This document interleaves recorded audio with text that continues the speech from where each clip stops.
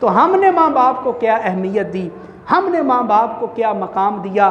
بچے چھوٹے ہوتے ہیں تو لڑتے ہیں کہ میری ماں، میری ماں، میرا باپ، میرا باپ، مگر جب ماں باپ بوڑھے ہو جائیں، اولاد جوان ہو جائے اور شادیاں ہو جائیں، بیوی بچوں والے ہو جائیں، تو پھر اولاد آپس میں جھگڑتی ہے۔ بڑا بیٹا کہتا ہے میں نے 6 مہینے ماں کو رکھ لیا ہے، باپ کو رکھ لیا ہے، تیرا بھی کچھ رشتہ ہے، اب 2 مہینے تو ماں باپ کی خدمت کر۔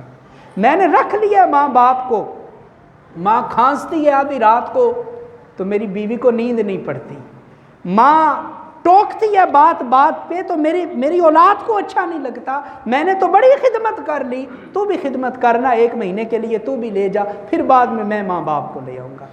آج ایسے بھی ماں باپ ہے، یقین جانے لوگ بات کرتے ہیں دوائی ختم ہو جائے، اولاد کو کہتے ہوئے ڈرتے ہیں کہ بیٹا دوا ختم ہو گئی، دوا تو مجھے لے کے دو نا۔ ایسا بھی طرز عمل ہے ہمارا۔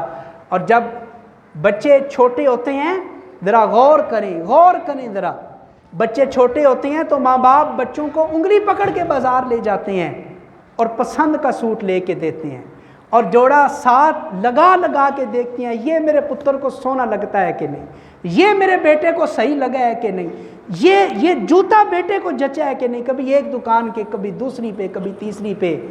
اے انسان، اب تیرے ماں باپ بوڑھے ہو گئے، تو جوان ہو گیا، کاش کبھی ایسا ہو کہ تو بھی اپنے باپ کا ہاتھ پکڑ، اپنی ماں کا ہاتھ پکڑ اور لے جا بازار میں، پسند کا جوڑا لے کے دے، پسند کا جوتا لے کے دے۔ یہ ماں باپ کا ادب ہے۔ باپ جوان تھا، ایک باپ اپنے 5 بچوں کو پال پوس کے جوان کر لیتا ہے، مگر جب وہ باپ بوڑھا ہو جائے تو 5 بیٹے ایک بوڑھے باپ کی خدمت نہیں کر سکتے ہیں۔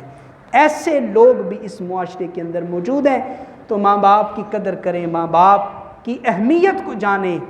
دعا ہے کہ جن کے ماں باپ زندہ ہیں اللہ انہیں لمبی زندگی عطا فرمائے، اور جن کے جا چکے ہیں اللہ ان کی کامل بخشش فرمائے۔